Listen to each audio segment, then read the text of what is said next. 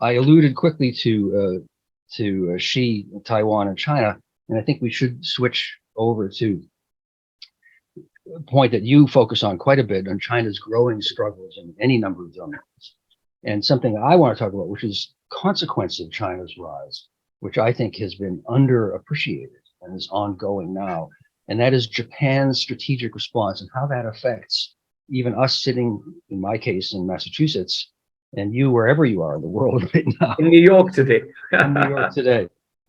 So let's talk just a moment then about that third rubric. Brilliant. Now, China is, of course, a fascinating country. I've found Deng Xiaoping the most impressive of Asian leaders over the past century. And I think both Glenn and I agree on Deng. He was a communist who went through the Long March and saw the horrors of the Maoist experiments, the Great Leap Forward and the Cultural Revolution, and changed his mind. And in 1978, he made a comment: it doesn't matter if a cat is black or white as long as it catches mice, and brought in free market reforms well before India, which at this time was going through paroxysms of socialism, particularly not just led by Indira Gandhi, but also the opposition that came to power in 1977. So I'm a great admirer of what China has achieved since 1978, the biggest and fastest industrialization in history, lifting of hundreds of millions out of poverty. So I could go on and on about all those great achievements.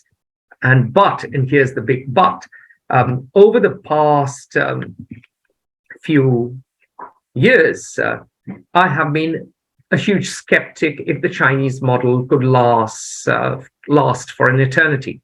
Every good thing comes to an end.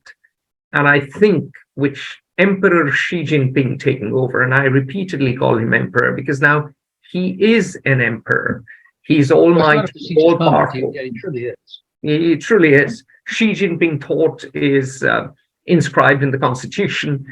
And it is particularly pertinent that during his tenure, things have started going belly up. And this is the case economically. This is the case in terms of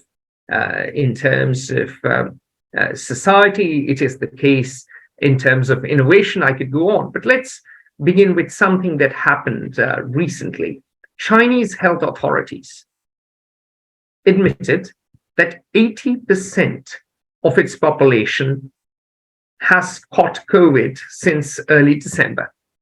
Now, that is 80% of 1.41 billion people. That is 1.2 billion people. I can just jump in. The mortality rate from the virus for people who are not vaccinated at all, and the Chinese vaccines are only of moderate utility, is about 2%. 2% of 1.2 billion is 25 million people. And yeah. If 25 million people die in the natural course of the evolution of the virus, as has been the case everywhere in the world, that's something approaching a catastrophe on the order of the Cultural Revolution, the Great Leap Forward. Yeah. And the Chinese have admitted only 72,000 deaths. So it is very interesting that, the comment, there are lies, damned lies in statistics. In this case, that comment applies 100%. Now, in 2022, China lost population for the first time since the Great Leap Forward. It may have lost population in 2021, but it admitted to this fact last year. And there was a drop of 850,000 people. And for me, this is important because it shows that this may be the beginning of the end of China's spectacular growth, or the start of China's decline, or relative decline, to use a precise term. Why do I say that? Well, Xi Jinping now has all power. He has arrogated all responsibility. And yet, China's performance when it comes to the quantity and quality of vaccines has been found lacking. China does not have retroviral drugs to administer to its population. The zero COVID policy basically turned out to be an absolute unmitigated disaster. And Xi Jinping folded. He waved the white flag in the middle of the night and let everything reopen spectacularly overnight. There wasn't a phased reopening. It was an abdication of a policy. It was a U-turn. It wasn't quite like Maggie Thatcher, who said, this lady is not for turning. You turn if you want to. This lady is not for turning. Xi Jinping turned and turned very silently. And previously, when Glenn and I would interact with Chinese students, and so did many of our counterparts from around the world, no one would criticize Xi Jinping. And recently, we had a very close friend in Japan tell us that every single one of the students, Chinese students, was critical of Xi Jinping. There's something going on in China. There's more than meets the eye.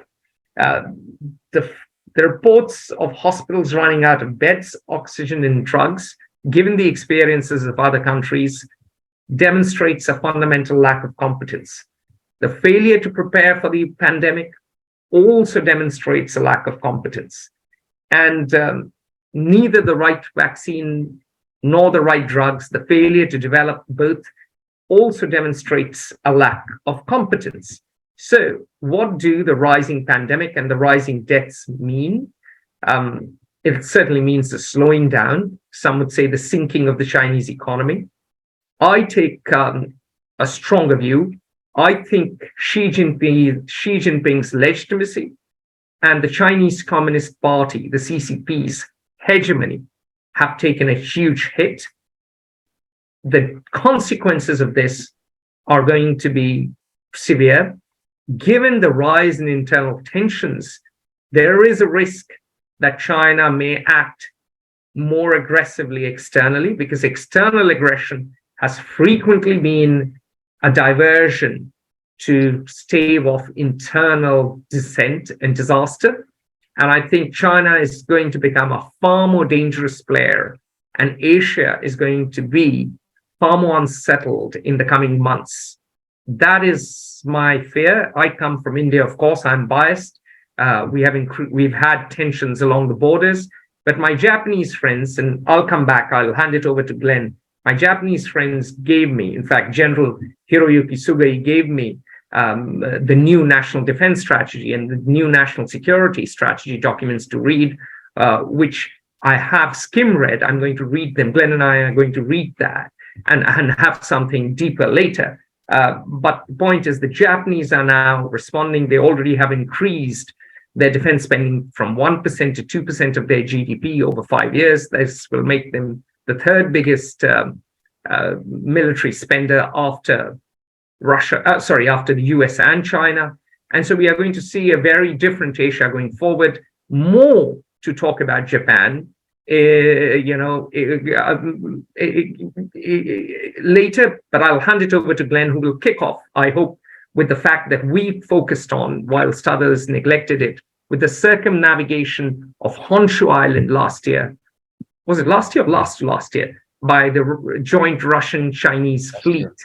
Yeah, by the joint Russian-Chinese fleet, which to my view was akin to someone walking in front of our front doors waving a gun, and probably triggered this Japanese response. But over to you, Glenn. Yeah, I don't think that's the only event, but that's one of many. North Korea firing of ballistic missiles doesn't help. Especially in South China Sea and East China Sea doesn't help. Please carry on.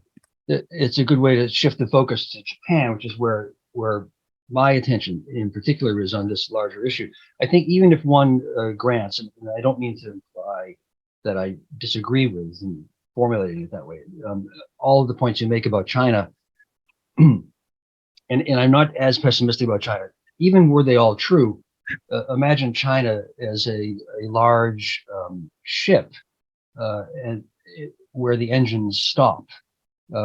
It will still take many kilometers for the ship to stop moving or to change its course in any measurable way. So I don't think China will collapse. I think China has become a normal state now with regard to growth, and the problems will become more, that it has, which are many, will become more salient and relevant as we go forward. But the consequence already, which to me is the interesting point for this month and for our moment, is what this has done to Japan, and therefore what it has done to the international system, economic and political, in Asia as a whole.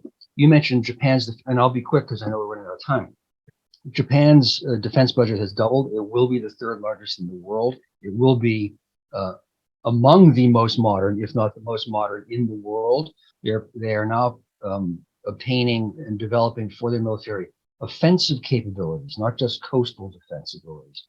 This changes the equation for Beijing, as though you're changing the denominator in a fraction. It's hugely consequential. But that's not the only thing that's happened. Japan's leaders are now explicit that Taiwan's independence is an existential issue for Japan, and Japan will come to the aid militarily of Taiwan in the event of a military clash.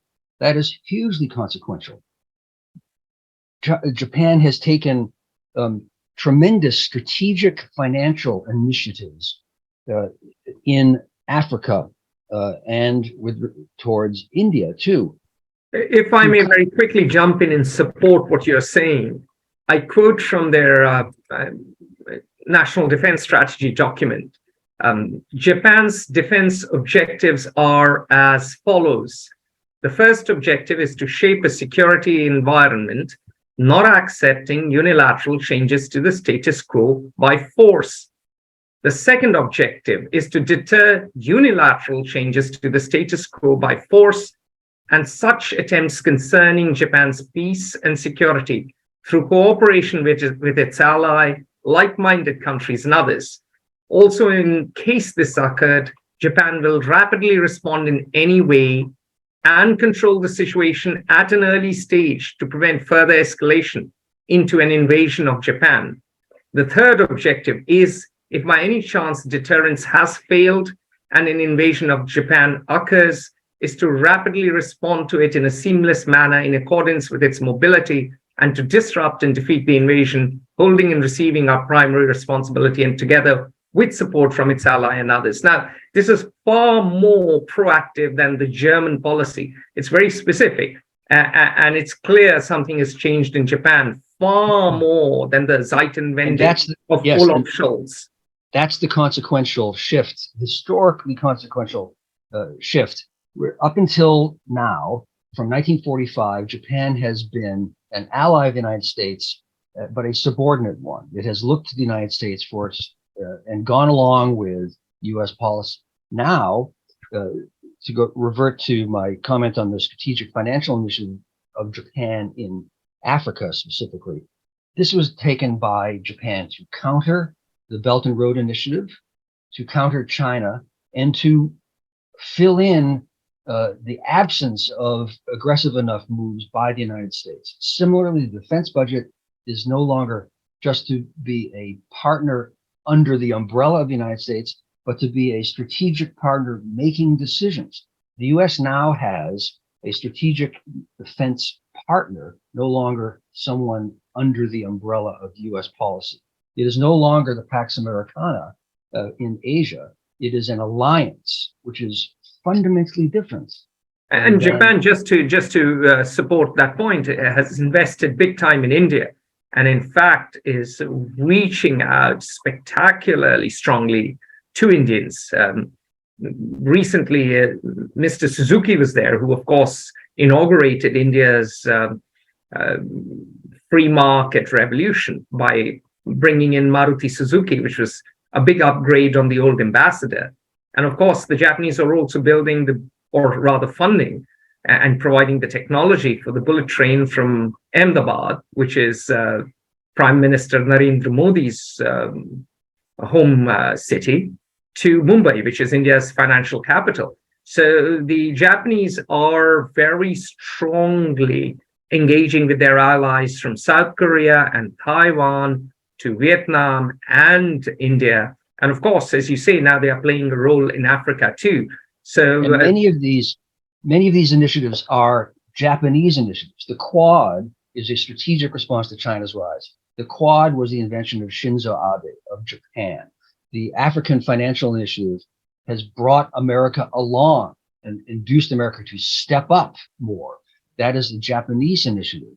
The defense budget doubling is, of course, a Japanese initiative, which in some ways enhances American involvement, but makes it no longer American-led as much. Now, America remains the first, more than the first among equals, but it is historically different. And I'll conclude with that main point. We are seeing, as a result of China's rise, not the Ukraine war in this instance, a strategic, historic shift in Japan's policy and influence in Asia. In some ways, it's a reversion to pre-1945, where Japan was, but in a much more positive way, was powerfully influential throughout Asia. And something to note and add is that this huge investment in defense will lead to new capabilities. The Japanese have long made Toyotas, whilst the Germans make Mercedes. And we will see new defense technology coming out of Japan. We will see new manufacturing coming out of Japan. They already are masters of just-in-time and many other manufacturing processes. And they have the expertise and the memory to make good stuff.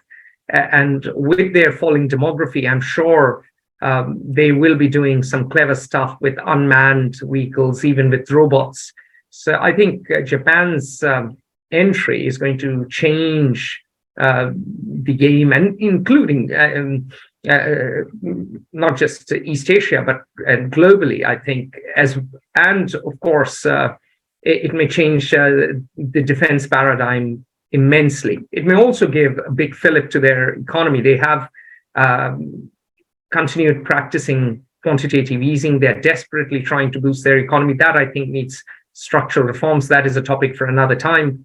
But I think a lot of things that Japan is trying shows that the society is willing to take risks, is willing to take new steps. The Prime Minister has just said they are going to try and reverse declining demography. Glenn, you're skeptical about it, but I think it may work with incentives. Maybe the Japanese will finally have more babies.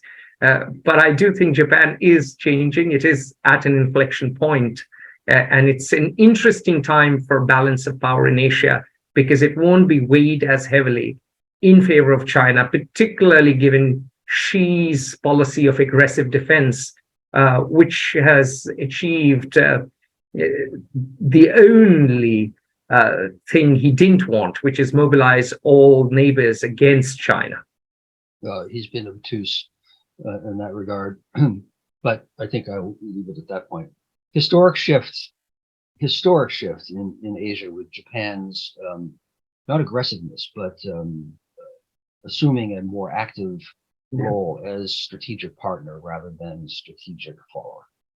I think Japan has had no choice but to respond to Chinese aggression, and finally it has. On that note, we've exceeded our time, but it has been lovely to have you all here in our first FO exclusive in 2023. We will see you all next month. Until then, have a glorious rest of the year and all the best with everything. Sayonara. Sayonara. Join the conversation at Fair Observer and subscribe to our YouTube channel.